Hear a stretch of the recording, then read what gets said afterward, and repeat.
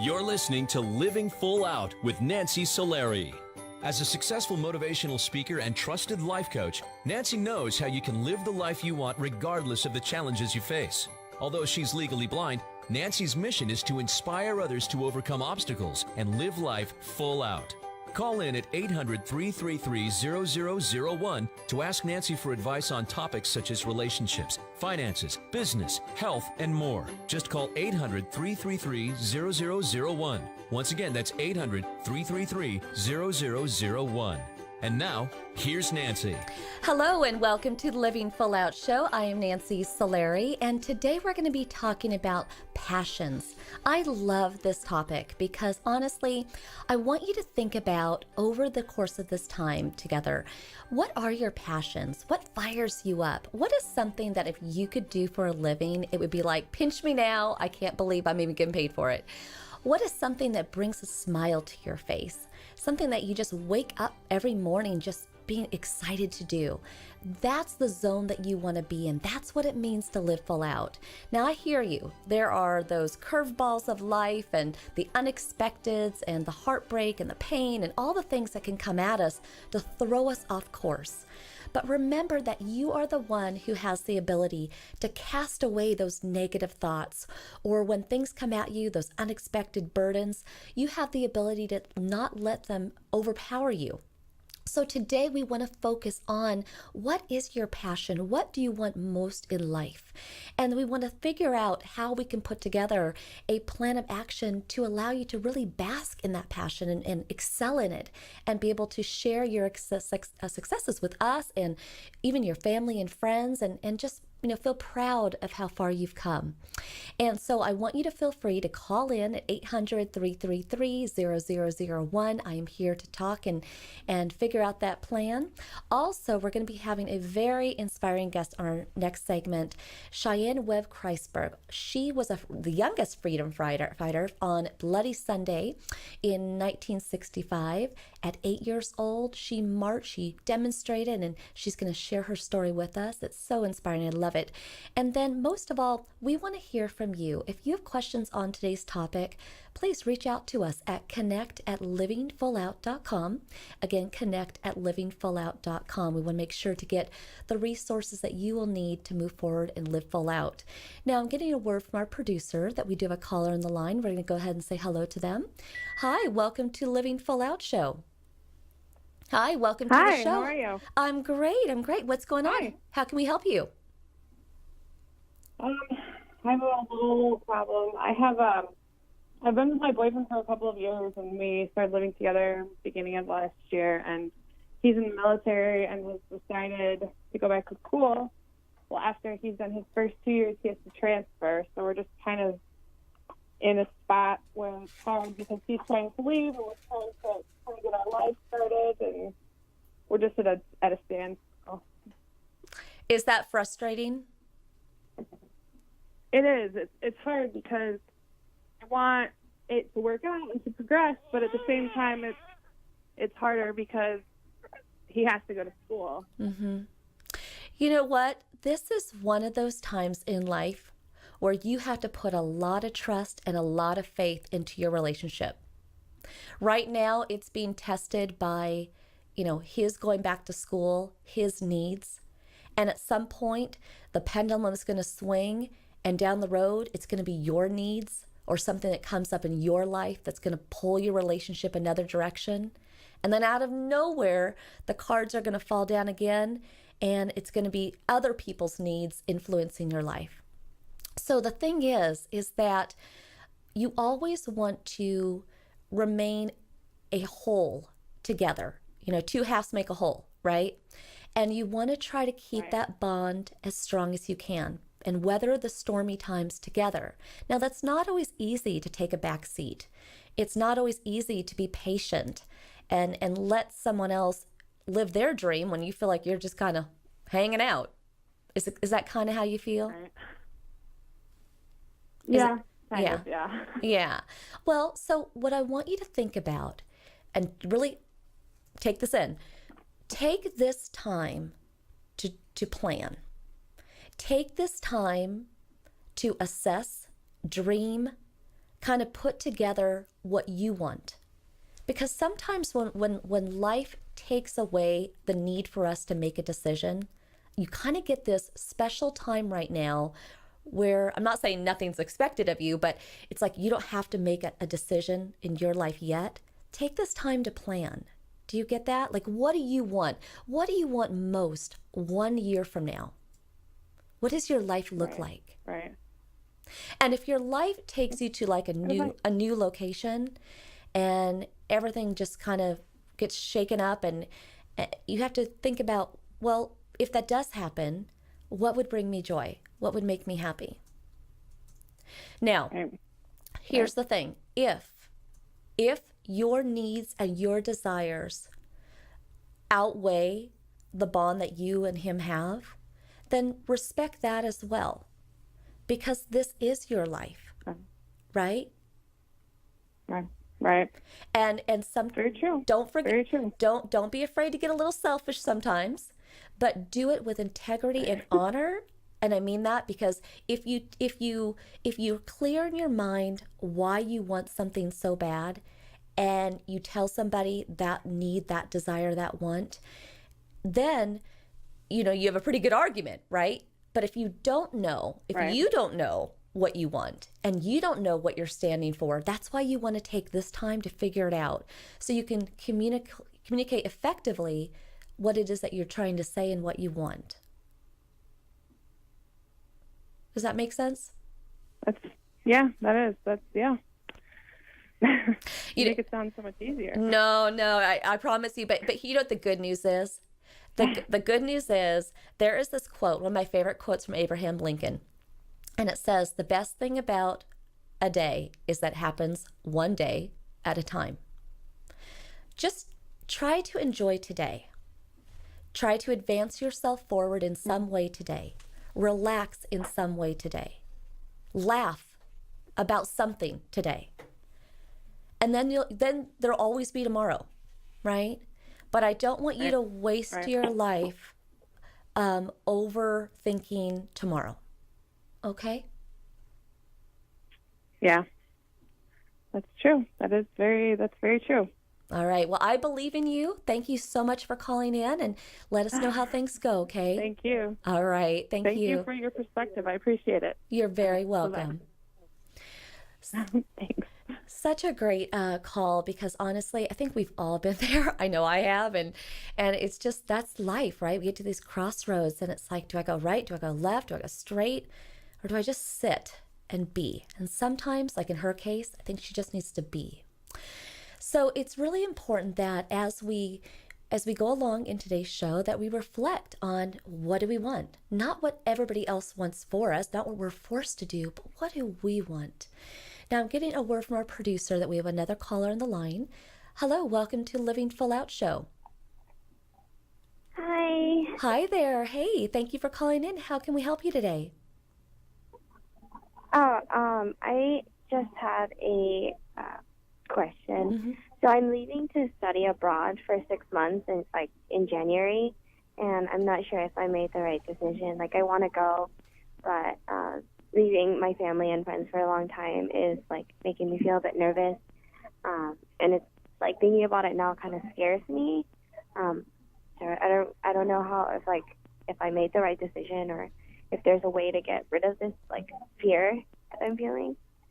Well, keep in mind the word fear actually stands for false evidence appearing real.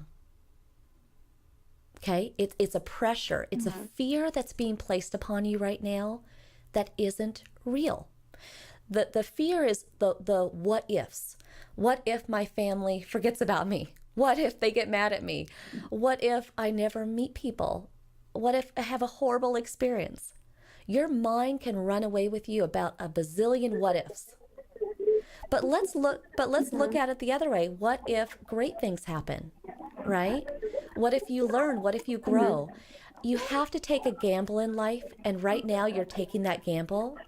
But I have no doubt that the reason why you said yes to this experience is because you're passionate about it, you want it, and trust in that. If you trust in that, you can't go wrong. Just got to trust yourself and tell those fears, get out of my mind. I'm doing this. Okay? But I know you'll do great things, and I want to thank you very much for calling into the show. Thank you. You're welcome. Now, when we come back, we're going to be joined by Sheyann Webb Kreisberg. Very special interview. You don't want to miss it. We're talking about following our passions today. We all have them. Let's execute it. Let's go out there and go after them. This is the Living Full Out Show. I am Nancy Solari, and we'll be coming right back after this break. See you soon. I realized that I'm not perfect, but it all really started to change because you judge me for having a problem. No one is going to know that I need help. I need help. I know that no one is going to judge me for having a problem. I realize that I'm not perfect, but it all really started to change because you listen. Once there was a boy who did the same thing again and again. One day, he was told he had autism. He got help and slowly learned how to live with it better. Early intervention can make a lifetime of difference. Learn the signs at autismspeaks.org. Every year, 40% of all food in the U.S. never gets eaten. 40%. That's almost half the food we produce.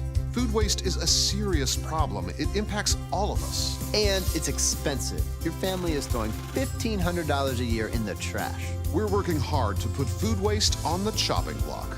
And you can do the same at home. Learn how to cook it, store it, and share it. Just don't waste it. Go to savethefood.com. Hi! You think you're probably sober? Yeah. But you're thinking about taking the back roads home, just in case. Why would you do that? Probably okay isn't okay. Call a cab, a car, or a friend. Good choice. What to expect when you're expecting. Like here? A teenager. Today, I'm going to show you how to teen-proof your home. First step, hide the car keys. Preferably somewhere they would never look.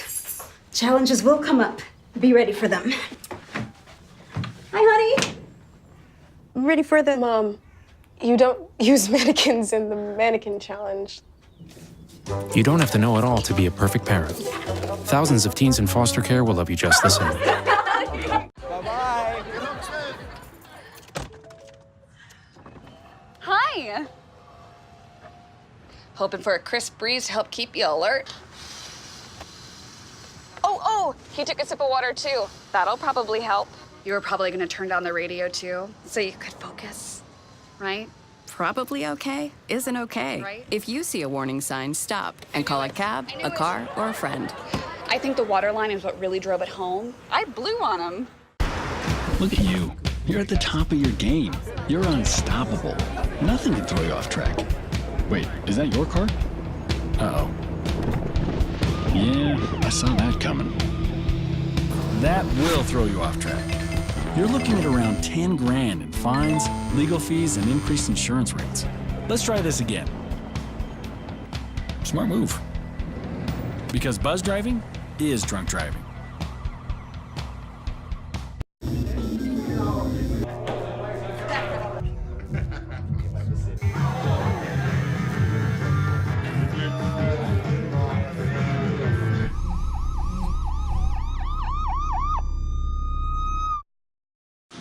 Most party fouls? Not a big deal.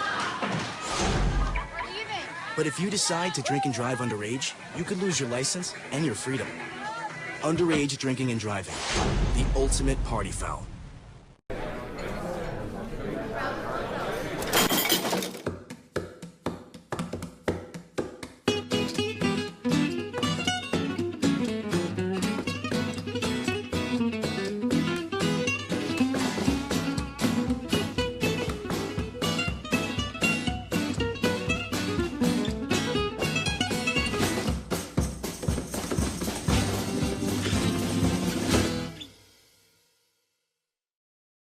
Drop that baby.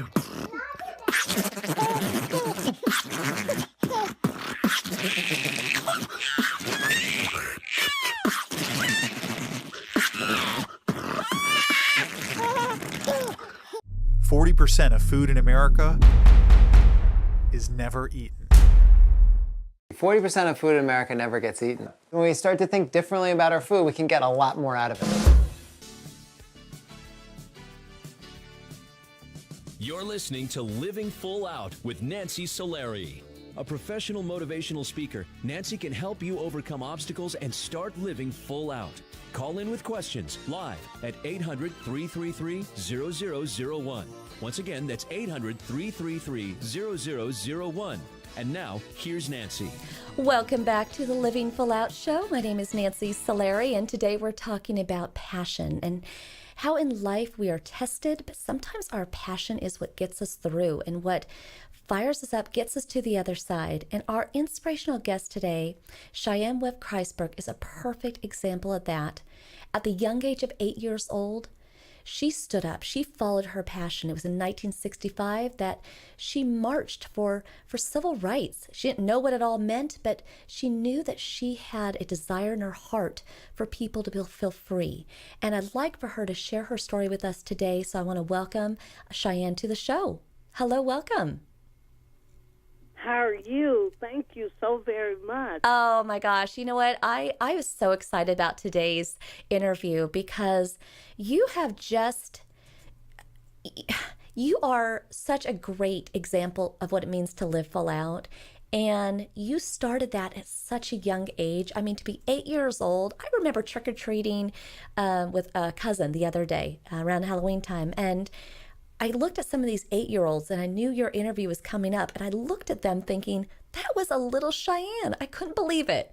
I mean, everyone, 8 years old is such a tender age for her to do what she did. So, Sheyann, will you take us back and let us understand who was this fireball? Who was this confident, courageous girl at 8 years old?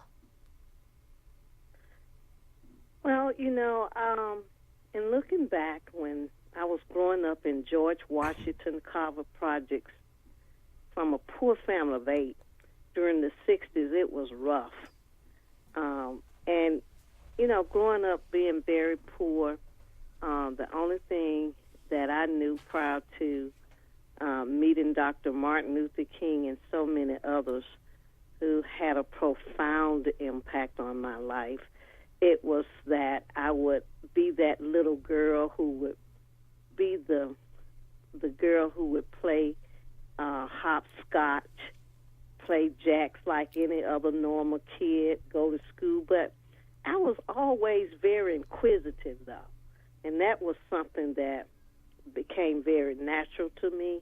I always asked questions, and I always wanted to be the person who was in front of the class to participate in extracurricular activities in spite of my being poor. It didn't really faze me to the extent where it would stop me from following those things that I really loved doing as a little girl.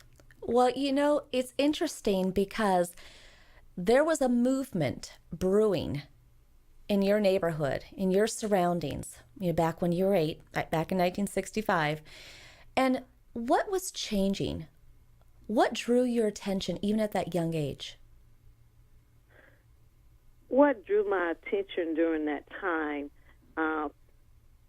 number one, many places that my parents would take me as a little girl, I would always see the for colored signs only, the for white signs. I saw that in many places that we would go to, and whether it was at a doctor's office, whether it was even at stores, and I used to ask questions about that, and I always recognized the fact that the for white side was always better than the for color only, and something was pricking my conscience about that, and before I knew it, it didn't take me long to really understand that.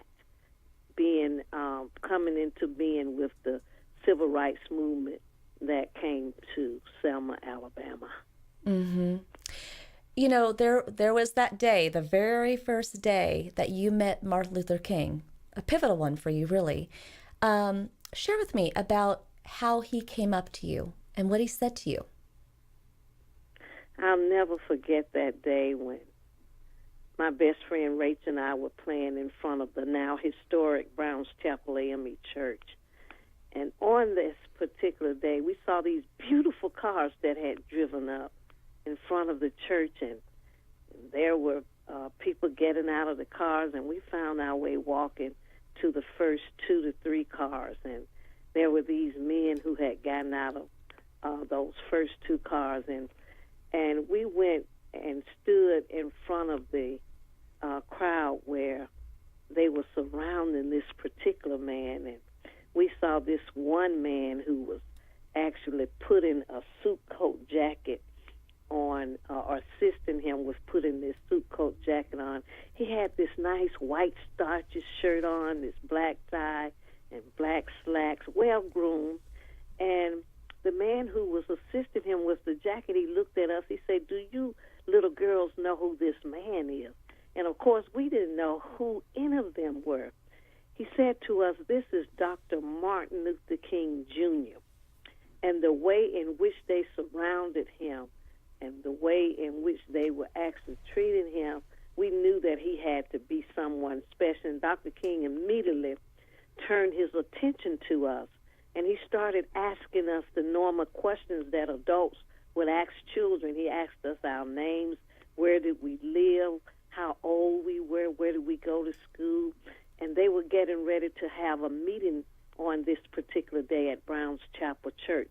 And he continued to just talk to us. And while they were getting ready to go to the rear door of Brown's Chapel Church to begin this meeting, that same man who put that suit coat jacket on Dr. King, he turned to us as they were beginning to go in that back door. He said, "You little girls can go on and play now because we're about to have a meeting." And Dr. King immediately said to him, he said no, and he took us by our hands and took us on into that back door before that meeting would start. And this was the first time that I set my eyes on someone that I knew instantly had become very special to me.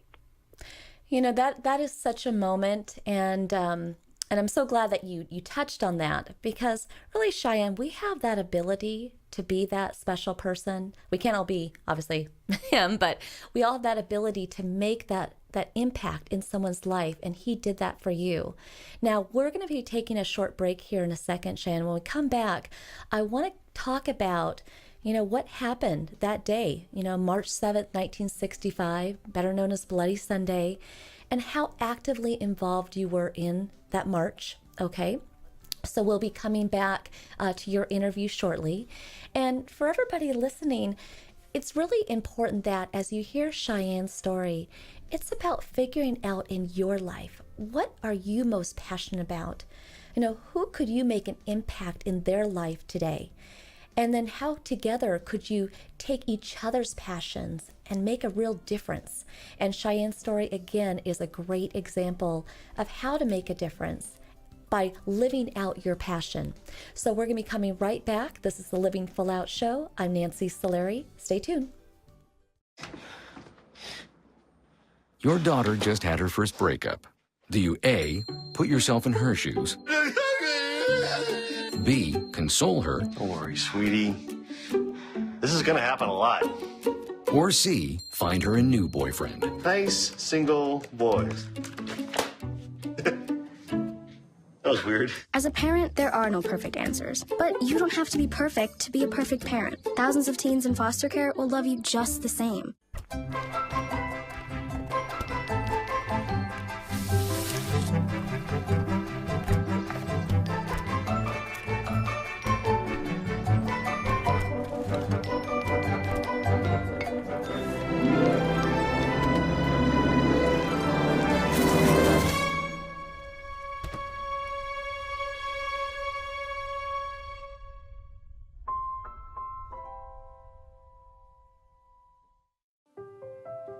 So we were walking to school. I started thinking about lunch. Mom packed me turkey and cheese. She's I really want smart. cheese pizza. Sometimes her mind wanders. We should have a sleepover. I remember saying, Laura? I think I heard Mom say something. The sign says don't walk. Sometimes it's so overwhelming. I really hope she doesn't I have really another hope we bad don't day have at another school bad day at today. school today. When you can see learning and attention issues from their side, you can be on their side. Go to understood.org, a free online resource with support and tools to help your child thrive. I want to eat apples and bananas. I need to eat apples and bananas. Why can't I eat apples and bananas? Support the Feeding America nationwide network of food banks to help provide meals to those in need. Join us at feedingamerica.org.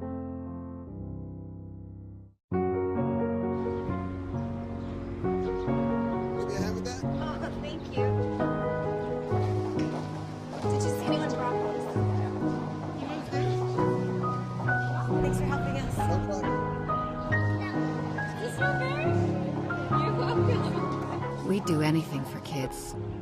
Yet 1 in 6 children in the U.S. struggle with hunger.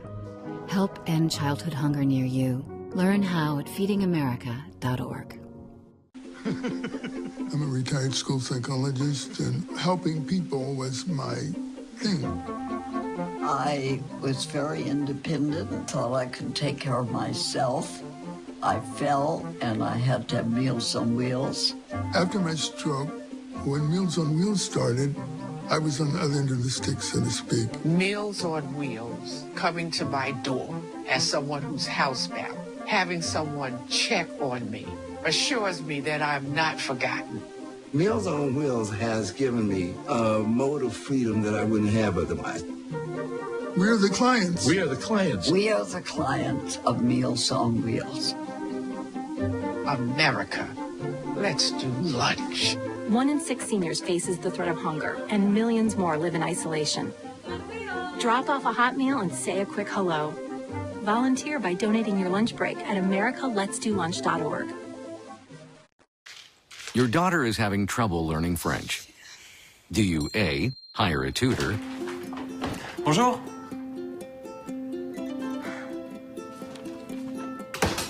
B, enforce a French-only rule at home? Or C, watch some foreign films? When it comes to parenting, there are no perfect answers, but that's okay, because you don't have to be perfect to be a perfect parent. Teens in foster care will love you just the same. There are 16 million children struggling with hunger in America. This is a serious problem, but one we can solve. Visit feedingamerica.org to help. Together we can solve hunger. Together we're feeding America. Visit theshelterpetproject.org. Adopt. You're listening to Living Full Out with Nancy Solari. As a trusted life coach, Nancy will help you overcome setbacks and embrace all life has to offer. Call in with questions live at 800-333-0001. Once again, that's 800-333-0001. And now, here's Nancy. Thank you for joining us today. I'm Nancy Solari, and this is the Living Full Out Show. And today we're talking about following our passions. And really, that is so well demonstrated by our guest today, Sheyann Webb, who at 8 years old in 1965 courageously stood up and fought for civil rights and wanted to, even at the tender age, make her mark. And I want to have her share with us today about that day that became known as Bloody Sunday. So Sheyann, welcome back to the show. Thank you so very much. Now, I want to let I was going to say real quick, I just want to let our guests know that, while Sheyann had a lot of courage, she also was discouraged by many people to get involved in what was going on. But her fiery spirit kept her going. And Sheyann, I'd really like for you to kind of share with us about the day of the march and what your involvement was. Nancy, what led to the most traumatic experience of my life was my participation as the youngest little girl on the Edmund Pettus Bridge on March 7, 1965, which is now called the Bloody Sunday March. I'll never forget the many threats that had been made about the possibilities of what would happen to people who would participate on that march. My parents had warned me over and over again about not being a part of that march. But even in spite of that, I had made up in my mind that I just wasn't going to let nobody turn me around. And even my best friend, Rachel, who was afraid to participate on that march that day. I'll never forget going out to Browns Chapel Church on that particular day. And normally when I would go to Browns Chapel Church during that time, I would always go to the front pew and join in the singing of the freedom songs. But on this particular day, I sat on the last row of that church on that day. And as I sat there, I listened to the many speeches that were being made, the special instructions that were being given to all of the courageous people who were going to march on that particular day. And everybody, after praying and singing the freedom songs, everybody was asked to go out front to line up for the march. And as people were coming out of the church, they were trying to discourage me, tell me that I couldn't or I shouldn't march on this particular day. However, even in spite of that, I'll never forget going midway of the lineup of the march. I saw this particular lady who was a teacher during that time, the late Mrs. Margaret Moore. And I went to Mrs. Moore and I indicated to her that I wanted to march, and she even tried to discourage me, but she saw that strong sense of determination that I had as that little girl, and she just grabbed me by the hand because I started crying. And she said, well, just come on, child. And then that march began, and we were making our way to the Edmund Pettus Bridge on this particular day, and I'll never forget walking downtown Selma, Alabama. I saw whites on the sidelines. Everybody was instructed to be quiet, to keep their heads forward, and, of course, to be nonviolent, regardless of what would happen. And when we were walking downtown Selma, making our way closer to the Edmund Pettus Bridge, I'll never forget. I saw many whites on the sidelines, and they were saying bad things and saying the N-word, trying to distract us as marchers. And some of them were even throwing things at the marchers. And being a little girl, I was looking around because I was becoming very, very concerned as we got closer to the Edmund Pettus Bridge. And I'll never forget, once we had approached the Edmund Pettus Bridge on this particular day, and as I looked down to the bottom of the bridge, I saw hundreds of policemen with billy clubs. I saw the dogs, the horses, the tear gas masks, and surely my heart had begun to rumble and just beat really fast, because seeing that particular picture, I just knew that something was going to happen. Well, and that, my palms are getting sweaty even hearing you tell the story, because I can picture that. And, that 8-year-old girl, she finally did get scared, and you ran. You ran as fast as you could. But there was a moment when someone picked you up, and you so desperately wanted to keep running. Share with us that moment.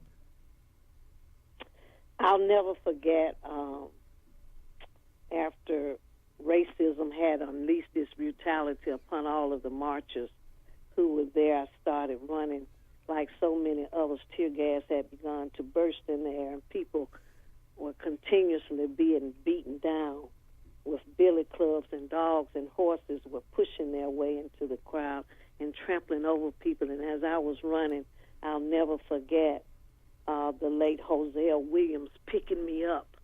And as he picked me up, my little feet were still galloping in his arms, and I was crying, and tear gas had gotten into my eyes. I could barely see. But I turned to him as he picked me up, and I shouted to Hosea. I said to him in my own childish voice, "Put me down, because you are not running fast enough." And he didn't stop running with me basically until we had practically made our way back to George Washington Carver Homes on that particular day. Wow. I mean, Sheyann, the fact that you did not get injured is a miracle, really. And when you did finally get home, your parents were waiting right at the door, and you ran up the stairs, and you were just consumed with tears. But what did that little 8-year-old girl do then? What was her outlook going forward? You know, even in spite of what I had experienced on that bridge and what was actually going through my mind after getting home and seeing my parents running up to my bedroom and my parents coming behind to comfort me, I was still determined more than ever to be a part of that movement. And I went to my drawer as I was crying and my parents were trying to talk to me. And I got paper and pencil, and I started writing my funeral arrangements. And my parents were there watching me as I did that, and I was telling them that I wanted to go back out to Brown's Chapel Church and join the other marches there. And for some reason, they wouldn't let me go. But that was the day in which I really, truly understood what the movement was all about. And there was a song that a freedom song that we used to sing, which was oh freedom, over me, and before I be a slave, I'll be buried in my grave and go home to my Lord and be free. That song resonated in my heart and in my soul. Yeah, and I can. That's when I really understood what it really meant. Mm-hmm. I can hear that passion even today when you say those words. I can see and hear how much they mean to you. As we round out this interview, Sheyann, I'm just curious. Our audience that is listening today, we're talking about passion, tapping into one's passion, following your passion, discovering what is your passion. And what would you say to our audience listening today when it comes to passion and figuring out what it is that they're fighting for, what it is that they desire? Well, first and foremost, I would really inspire anyone to, if it's anyone in their lives who can motivate them and inspire them enough to help them find their passion if they don't already know it, but to help them in a very unique way to stay close to their passion, because passion really delivers purpose. When you follow your passion and you're doing something in particular, not just to make a difference in your life, but also to make a difference in the lives of others, that is so meaningful to life and to you. And you never know where it will take you. And the reason why I can share these words to people, and I do it all the time, is because I never knew from the first day that I made a decision to become a part of that movement, that my life was changing without me really even knowing it. And it was delivering a passion for me, not only to make a difference in my life, but to make a difference in the lives of others. And that is what my life has been about from that time even to now. And there's no better way. I get that. There's nothing money can buy when you have a passion. Well said. For yourself and others. Well said. Thank you so much, Sheyann, for being on our show today. You are so special, and we really appreciate you sharing your story with us. Thank you so very much for having me. Absolutely. Have a wonderful rest of your day. Thank you, Sheyann. And for everybody listening, she said it best. You know, it's about following that passion. And sometimes life is going to deliver it, and it's going to be early in our life, just like with Sheyann. Her passion came early. And other times it's our discovery of life to figure out what is our passion, what gets us excited. So wherever you are on the spectrum, just know that it's all going to be okay. But you have to trust yourself. You really do. And you have to be eyes wide open, ears open, looking for those opportunities to tune into a passion that you can find purposeful in your life. So we're going to be coming back, taking more of your calls shortly. This is the Living Full Out Show, and I'm Nancy Solari. And again, it's all about passions, thinking about what it is that you want most in your life, what it gets you excited. This is the time.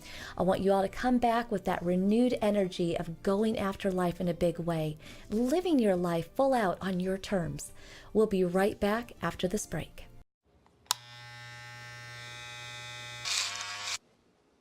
You've messed up your son's haircut. Mom? Do you A, try to fix it? Like it never happened. B, work with what you got? Or C, show solidarity? Thank you, baby. As a parent, there are no perfect answers. But you don't have to be perfect to be a perfect parent. Thousands of teens in foster care will love you just the same. When I was in foster care, I never knew when I would have to move. So I always had my suitcase ready to go. Then one day, I was adopted. My new parents opened their hearts and home to me. My parents cook my favorite breakfast for me every morning. My parents take me on trips I never thought I would go on. They gave me a home and an even better reason to use that suitcase. My parents aren't perfect, but they're perfect for me.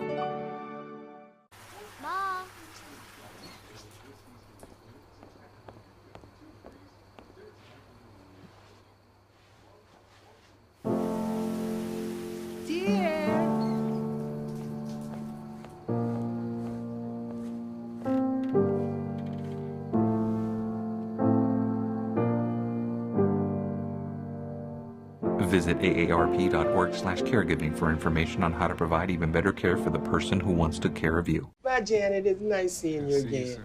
You a good girl. Just let me know what I can do to help. Well, to help me, she'd have to help every day. Every hour, every ouch, every time my wife calls for help. I mean, maybe she could help me make her lunch. But the crust, all the crust has to be cut off the corners. She could help me run to the doctor for the 5th time this week. Help me with the specialist and the second opinions and the painful paperwork about paperwork. Help me deal with how hard it is seeing my wife's name on so much paperwork. But this is on me. I'm the only one who can do this, like this, for her. Besides, take care. We will. Janet doesn't like her cooking anyway. Find support for your strength. Visit aarp.org/caregiving for care guides and community. I love taking care of my mom. It wasn't easy at first. She learned how to better communicate her needs. And you learned how to not ignore yours. I discovered how to make healthier meals. And I discovered how much I enjoyed them. Becoming a caregiver is a learning experience for everyone. Find articles, tips, and tools from experts and others who have been in your place. The Caregiving Resource Center at aarp.org/caregiving.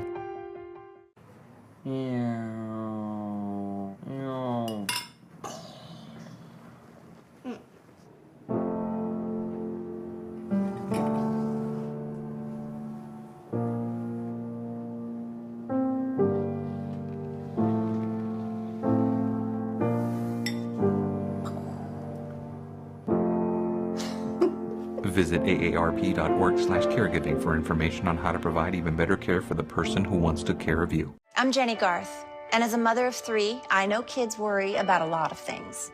Getting enough food to eat shouldn't be one of them.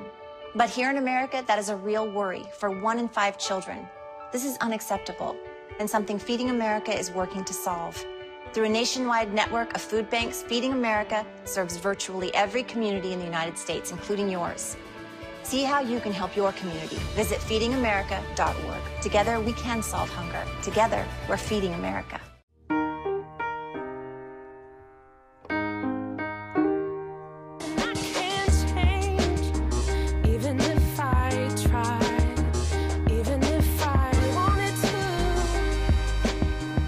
Today, visit theshelterpetproject.org. Adopt. To discover your passions is a large aspect of what it means to live full out. And you'll know when you're passionate about something because that fire in your belly will be there. You'll think about it all the time. You'll be excited to wake up in the morning for that passion. But most of all, when you do discover it, when you know what it is, hold it near and dear to your heart and do whatever you can to make it come true. That's when you're living your life full out.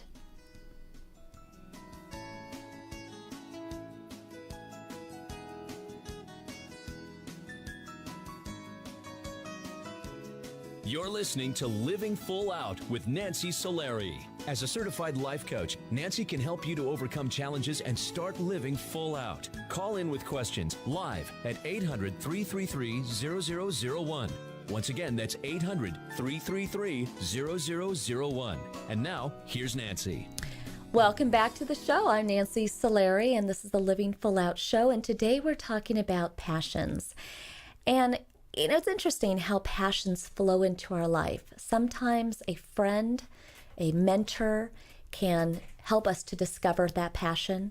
Sometimes we fall into it at really young ages, such as our guest Sheyann, who just shared with us her story. Or even for me, being 10 years old, I fell into my passion of wanting to be a counselor. And a lot of that came to watching my parents go through a hard divorce and the troubles and challenges my family faced. I was the counselor in my family. And it's never too late to let your passions unfold and to discover them. And you can have more than one. That's the most exciting part.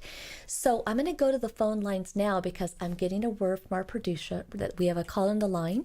Hello, welcome to the Living Full Out show.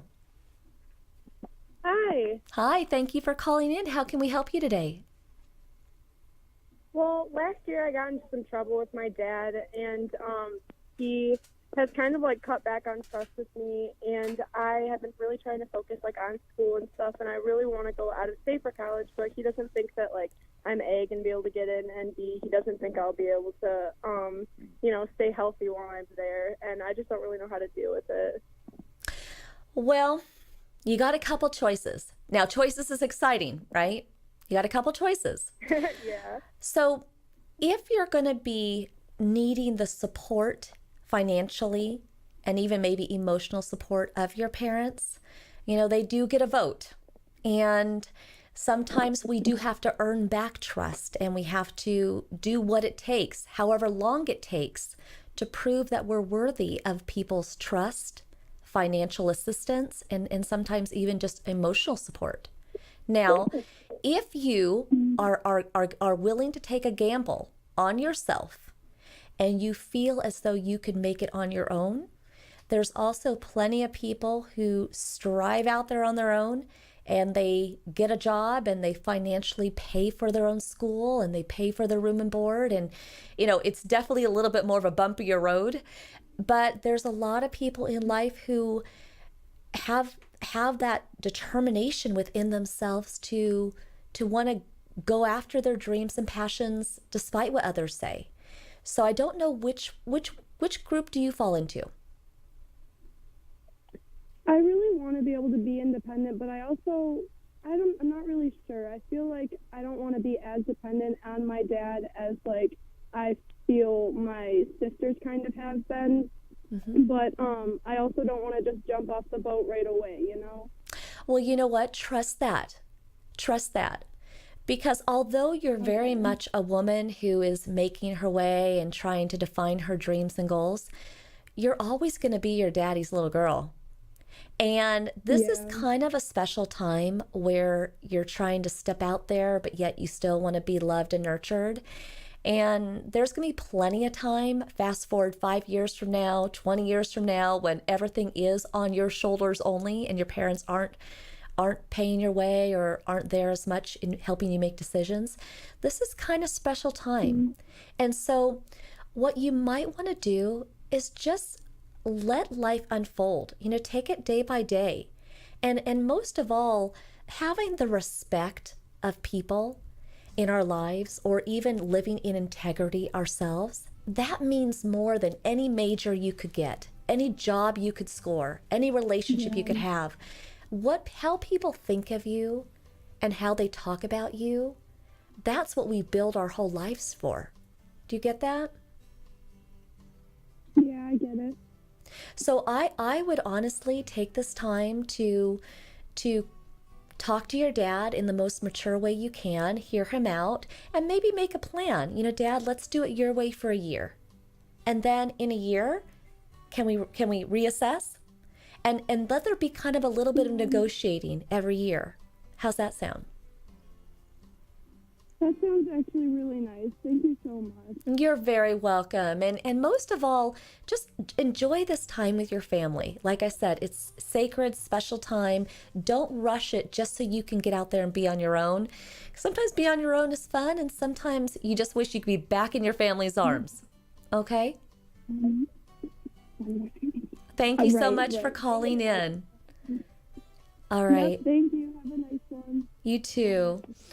And, most of all, when we think about following our passions in life, sometimes we want it now, that instant gratification.